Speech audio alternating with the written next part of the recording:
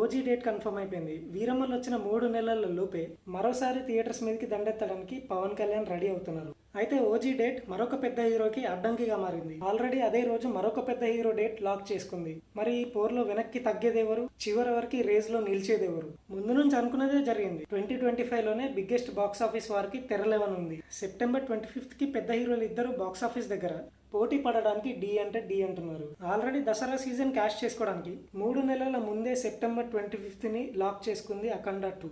Balayya Boyapati combination కావడంతో దీని మీద ఎక్స్పెక్టేషన్స్ చాలా ఉన్నాయి. అఖండ 2 బిజినెస్ కూడా నెక్స్ట్ లెవెల్ లో జరుగుతుంది. 100 కోట్ల బడ్జెట్ తో ఈ సినిమా రానుంది. సెప్టెంబర్ 25th అంటే దసరా హాలిడేస్ కూడా కలిసి వస్తాయి.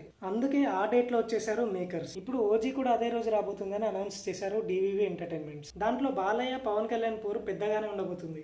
ముంబైలో ఓజీ షెడ్యూల్ జరుగుతుంది. అందులో పవన్ కళ్యాణ్ కూడా చాలా యాక్టివ్గా పార్టిసిపేట్ చేస్తున్నారు.